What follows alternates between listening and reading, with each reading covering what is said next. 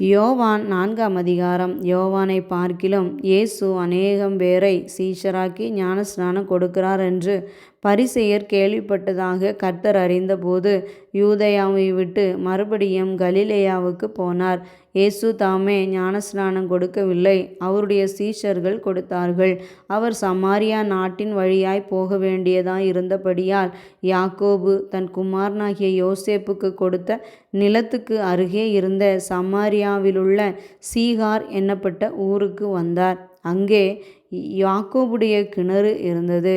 இயேசு பிரயாணத்தினால் இளைப்படைந்தவராய் அந்த கிணற்றின் அருகே உட்கார்ந்தார். அப்பொழுது ஏறக்குறைய 6ஆம் மணி வேளையாய் இருந்தது. அவருடைய சீஷர்கள் போஜன பதார்த்தங்களை கொள்ளும்படி ஊருக்குள்ளே போயிருந்தார்கள். அப்பொழுது சமாரியா நாட்டாளாகிய ஒரு ஸ்திரீ தண்ணீர் மொள்ள வந்தாள். இயேசு அவளை நோக்கி, தாகத்துக்கு தா என்றார்.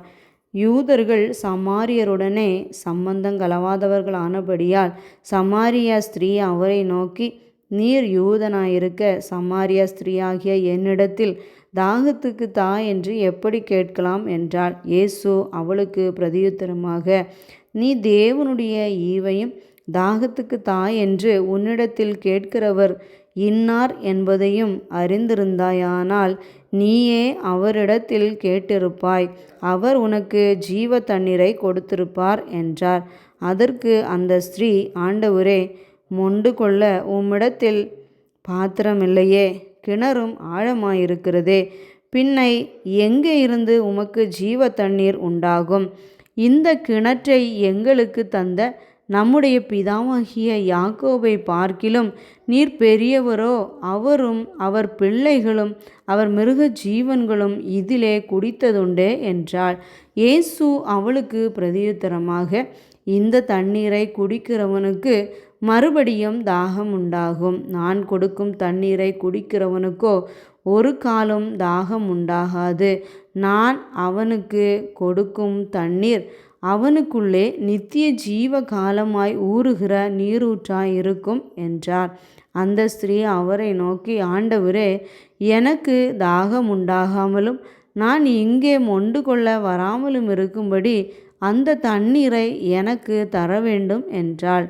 இயேசு அவளை நோக்கி, நீ போய் உன் புருஷனை இங்கே அழைத்து கொண்டு வா என்றார். அதற்கு அந்த ஸ்திரீ, எனக்கு புருஷன் இல்லை என்றாள். இயேசு அவளை நோக்கி, எனக்கு புருஷன் இல்லை என்று நீ சொன்னது சரிதான். எப்படியெனில் 5 புருஷர் உனக்கு இருந்தார்கள். இப்பொழுது உனக்கு இருக்கிறவன் உனக்கு புருஷன் அல்ல. இதை உள்ளபடி சொன்னாய் என்றார். அப்பொழுது அந்த ஸ்திரீ அவரை நோக்கி, ஆண்டவரே, நீர் தீர்க்கதரிசி என்று காண்கிறேன். எங்கள் பிதாக்கள் இந்த மலையிலே தொழுது கொண்டு வந்தார்கள்.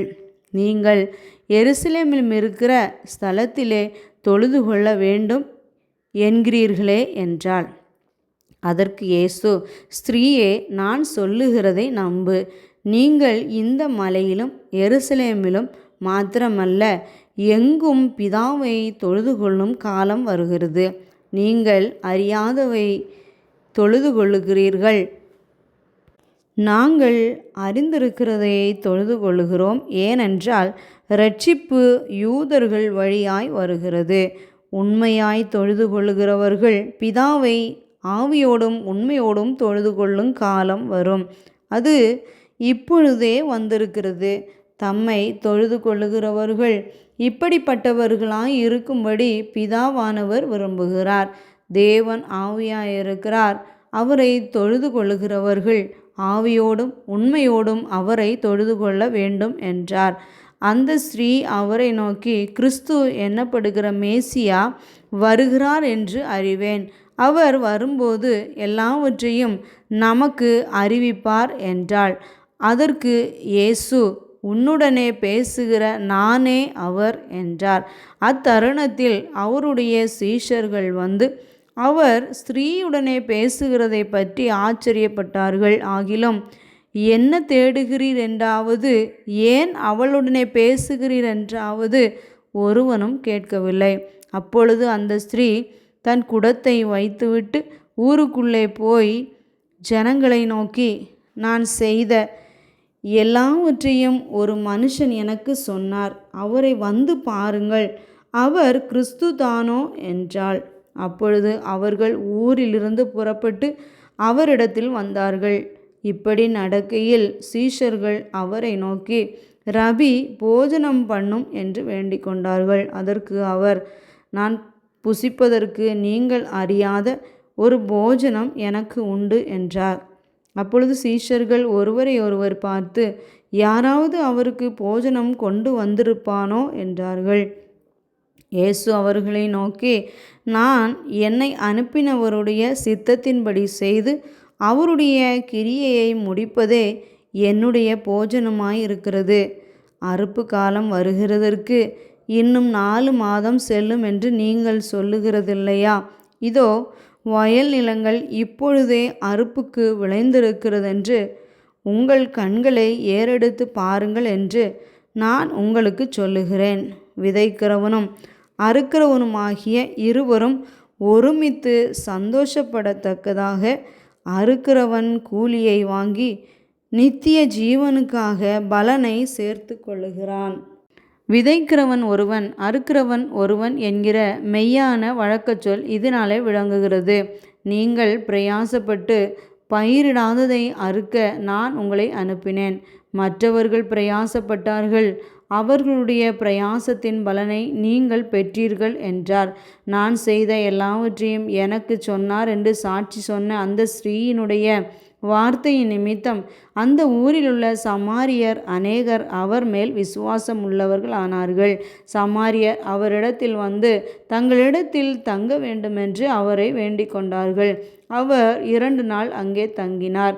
அப்பொழுது அவருடைய உபதேசத்தின் நிமித்தம் இன்னும் அநேகம் பேர் விசுவாசித்து அந்த ஸ்திரீயை நோக்கி, உன் சொல்லி நிமித்தம் அல்ல, அவருடைய உபதேசத்தை நாங்களே கேட்டு அவர் மெய்யாய் கிறிஸ்துவாகிய உலக இரட்சகர் என்று அறிந்து விசுவாசிக்கிறோம் என்றார்கள். 2 நாளைக்கு பின்பு அவர் அவ்விடம் விட்டு புறப்பட்டு கலிலேயாவுக்கு போனார். ஒரு தீர்க்கதரிசிக்கு தன் சொந்த ஊரிலே கனம் இல்லை என்று இயேசு தாமே சொல்லியிருந்தார். அவர் கலிலேயாவில் வந்தபோது எருசலேமில் பண்டிகையிலே அவர் செய்த எல்லாவற்றையும் பார்த்திருந்த கலிலேயர் அவரை ஏற்றுக்கொண்டார்கள். அவர்களும் பண்டிகைக்கு போயிருந்தார்கள். பின்பு இயேசு தாம் தண்ணீரை திராட்சரசமாக்கின கலிலேயாவிலுள்ள கானா ஊருக்கு மறுபடியும் வந்தார். அப்பொழுது கப்பர்நகூமிலே ராஜாவின் மனுஷரில் ஒருவனுடைய குமாரன் வியாதியாய் இருந்தான். இயேசு யூதேயாவிலிருந்து கலிலேயாவுக்கு வந்தார் என்று அந்த மனுஷன் கேள்விப்பட்டபோது அவரிடத்திற்கு போய் தன் மகன் மரண அவஸ்தையாய் இருந்தபடியினாலே அவனை குணமாக்கும்படி வர வேண்டுமென்று அவரை வேண்டிக் கொண்டான். அப்பொழுது இயேசு அவனை நோக்கி, நீங்கள் அடையாளங்களையும் அற்புதங்களையும் காணாவிட்டால் விசுவாசிக்க மாட்டீர்கள் என்றார். அதற்கு ராஜாவின் மனுஷன், ஆண்டவரே, என் பிள்ளை சாகிறதற்கு முன்னே வரவேண்டும் என்றான். இயேசு அவனை நோக்கி, நீ போகலாம், உன் குமாரன் பிழைத்திருக்கிறான் என்றார். அந்த மனுஷன் இயேசு சொன்ன வார்த்தைகளை நம்பி போனான். அவன் போகையில் அவனுடைய ஊழியக்காரர் அவனுக்கு எதிர்கொண்டு வந்து, உம்முடைய குமாரன் பிழைத்திருக்கிறான் என்று அறிவித்தார்கள். அப்பொழுது எந்த மணி நேரத்தில் அவனுக்கு குணம் உண்டாயிற்று என்று அவர்களிடத்தில் விசாரித்தான். அவர்கள், நேற்று 7ஆம் மணி நேரத்தில் ஜுரம் அவனை விட்டது என்றார்கள். உன் குமாரன் பிழைத்திருக்கிறான் என்று இயேசு தன்னுடனே சொன்ன மணி நேரம் அதுவே என்று தகப்பன் அறிந்து அவனும் அவன் வீட்டார் அனைவரும் விசுவாசித்தார்கள். இயேசு யூதேயாவிலிருந்து கலிலேயாவுக்கு திரும்பி வந்த பின்பு இது அவர் செய்த 2ஆம் அற்புதம்.